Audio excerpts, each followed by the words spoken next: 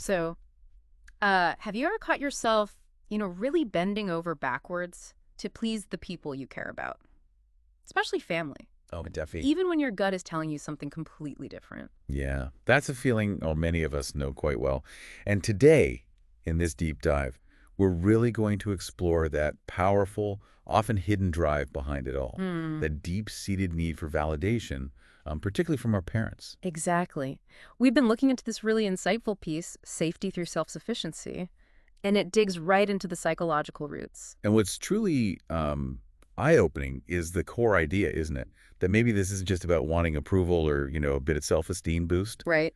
What if this fundamental need for our parents' nod, they're okay, is actually tied to something much more primal?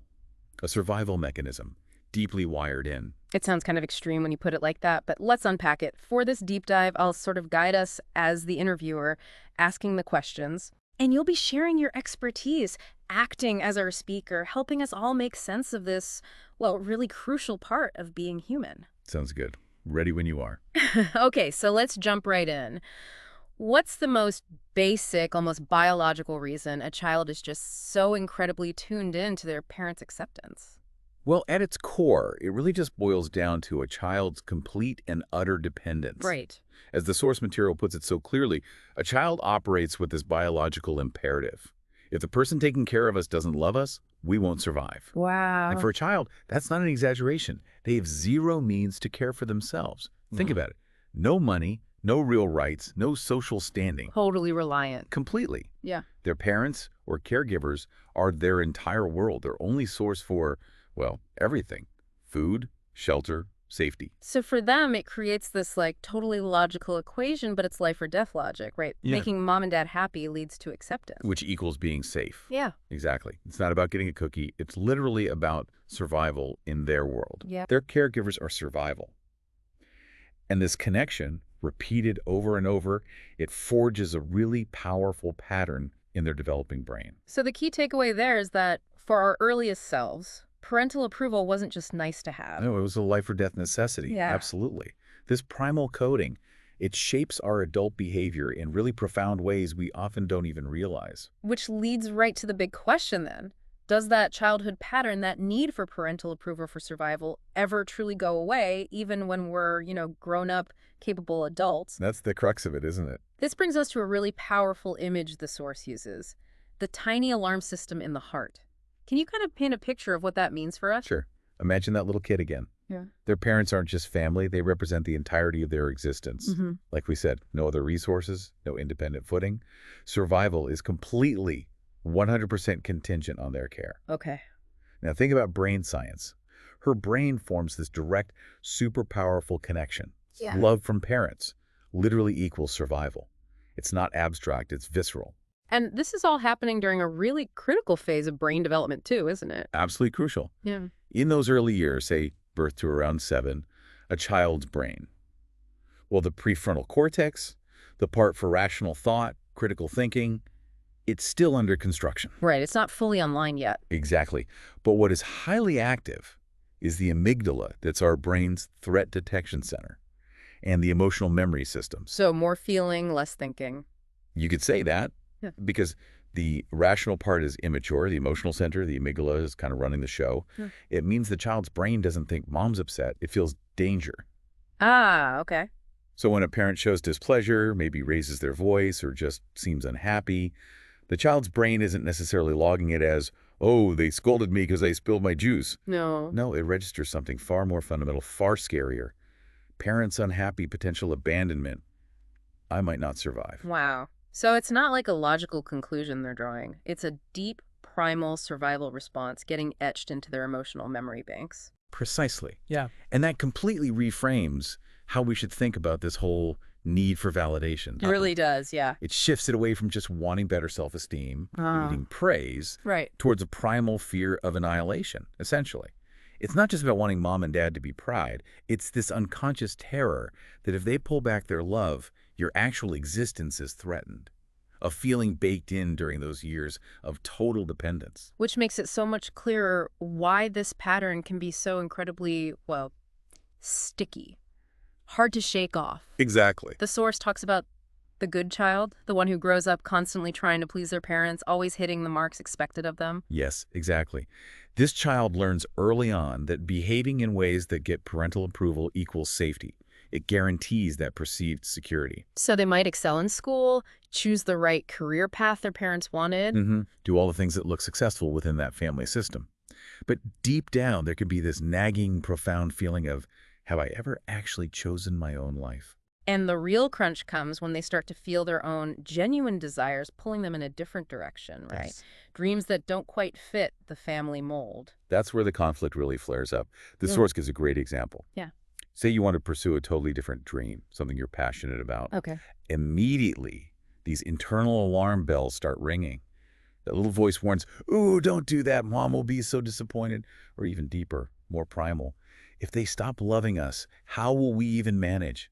How will we live? So even as adults, with jobs and our own lives. Yes. Even then, those deeply wired childhood beliefs where love from family, survival, can seriously block us from making independent choices that feel truly right for us. It's like the adult brain knows, intellectually, I can pay my bills, I'm fine. But that inner child part is still freaking out on an emotional level. That's a great way to put it. Still equating parental approval with fundamental safety. And that explains why, as the source points out, we might still be chasing that parental pride, needing them to approve, even when we're totally financially independent, living miles away. Precisely. It's not logical, it's neurological. So the million-dollar question becomes, how on earth do we start to dismantle this deep survival wiring? Yeah, what's the way out? Well, safety through self-sufficiency offers a really compelling path. It's about building, cultivating internal safety. Internal safety. Okay, that sounds like a major turning point. Tell us more about this path to freedom. It often kicks off with a moment of really profound self-awareness. Sometimes when you're just alone, without that pressure to perform or get approval, and you consciously, deliberately state to yourself, okay, I am here with myself now, and I am not going to abandon myself anymore. That sounds powerful. It's the first crucial step towards becoming your own primary caregiver. As the source puts it so well, I am my own provider now, not my parents, not society, not needing approval from anyone else. So the shift is from looking outside to looking inside for that fundamental security. Exactly. The core insight is that real freedom doesn't come from finally getting that external validation. Right. It comes from cultivating this unshakable internal belief in your own capacity to care for yourself. Fully. And what's actually happening inside us then, psychologically, neurologically, when we make that kind of fundamental shift in our internal story? Oh, it's a huge neurological transformation. We start moving away from that state of fear-driven survival. Where everything is about avoiding disapproval. Yes, where our actions are dictated by needing that external okay to feel secure. We move towards a state of safety-driven creation. Safety-driven creation. I like that. The basic motivation flips. It goes from, oh God, I hope I survive this disapproval, to this really empowering conviction. I actually have the capacity within myself to create the life I truly want. Okay, so let me just recap quickly, make sure we're all tracking. The core belief driving this intense need for validation is basically our childhood brain equating acceptance with survival. Because back then, our parents were our only resource. Spot on. Yeah. And safety through self-sufficiency really hammers this home.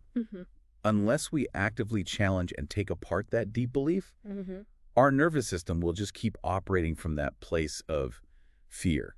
Fearing the withdrawal of love like it's a direct threat to our life. Which is where this idea of self-sufficiency equals power comes in as the game changer. Absolutely. It's the antidote. How does actually developing that internal sense of self-sufficiency, how does that break down the old wiring?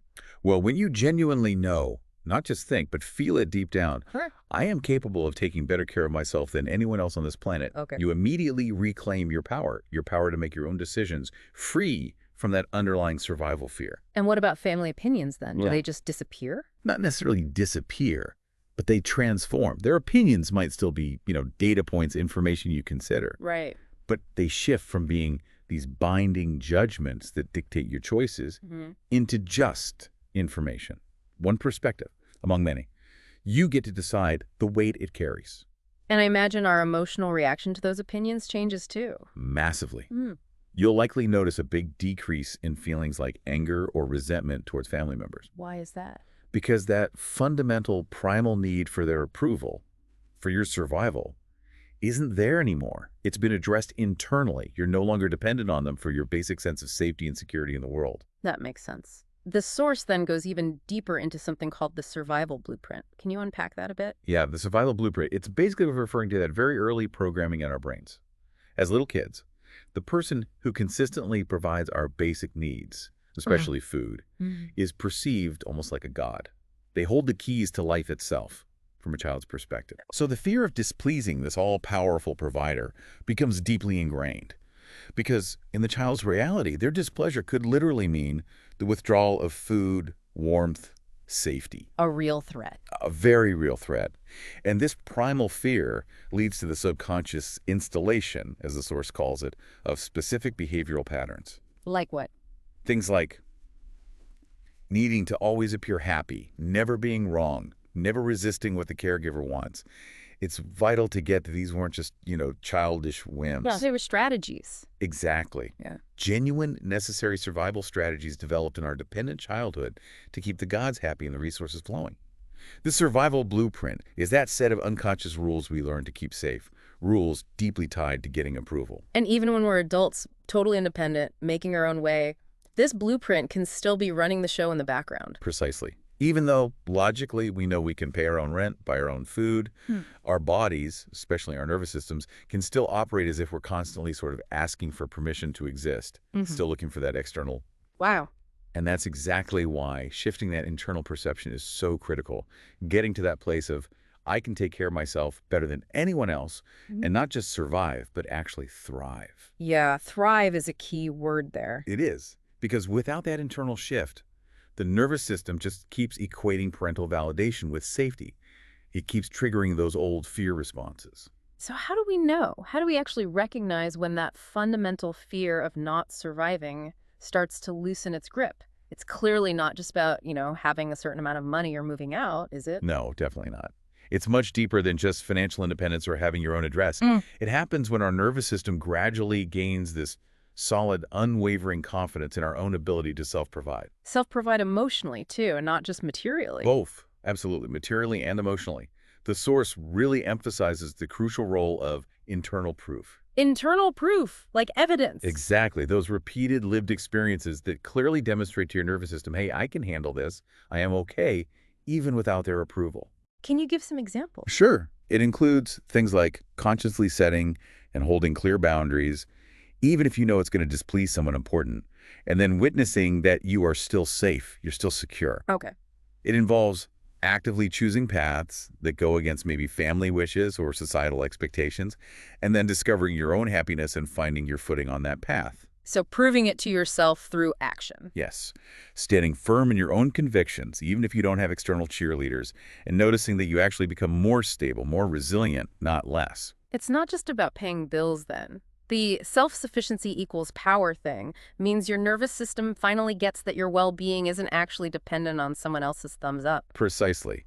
It breaks that old ingrained approval survival equation at the nervous system level. And these sound like active things we need to do, not just insights we have while meditating or something? Oh, absolutely. Action is key. These repeated experiences, acting in line with your authentic self, your values, and then seeing that you not only survive, but you actually thrive. That's what gradually rewires the whole internal system. They systematically chip away at that deep, often unconscious fear that says, if I don't make my parents proud, I will somehow die or, experience some equivalent emotional catastrophe. And that's when we really start to taste what the source calls true freedom. Exactly. True freedom, in this context, it's defined as that profound ability to choose your life path based on what genuinely resonates deep within your soul. Completely free from that crippling underlying fear of not surviving if you don't get the external stamp of approval. It's about being fully present with yourself. Living authentically, aligning with your own values, making independent choices that are truly yours. Free from that unconscious need for validation as like a ticket to feeling safe. Right. And this whole process, living this way, as the source puts it so beautifully, it writes new evidence for the brain that this is true living. Okay. So just to really wrap this up for everyone listening, That intense need for validation from parents, it's not just wanting a compliment. No. It's deeply rooted in our primal survival instincts from childhood, where their approval literally meant safety versus potential abandonment. Pleasing them became this unconscious, deeply wired trade-off for survival itself. But the real turning point, the key that unlocks genuine freedom, is consciously building what the source calls self-sourced safety. That's it. When we truly internalize deep in our bones that we are our own providers, fully capable of surviving and, crucially, thriving independently. Yeah. That fundamental, often relentless quest for external validation just starts to, well, it starts to dissolve. It loses its power over us. And the ultimate, really empowering message we can take from all this deep dive. It's simply this. When we know, truly know, without a shred of doubt, that we are our own primary providers, capable, resilient enough, we no longer carry that deep-seated need to ask anyone else for permission. Permission to exist. Permission to exist, permission to make our own choices, permission to thrive in our own unique, authentic way. Wow. That is an incredibly powerful and, frankly, liberating thought to end on. Understanding these survival roots, it really does feel like a critical first step towards taking back our power, doesn't it? It absolutely is. Foundational. So maybe something for you, the listener, to really consider is this. Where in your own life might this ingrained need for external approval still be subtly pulling the strings? Maybe unconsciously. Maybe unconsciously influencing your choices. And just imagine, what would it genuinely feel like to operate from a place of solid internal safety, real self-sufficiency? Definitely something profound to reflect on. And perhaps exploring things like inner child work or actively practicing self-compassion could be really helpful next steps for anyone resonating with this. Great suggestions. Thank you so much for taking this deep dive with us today. My pleasure. Really important topic.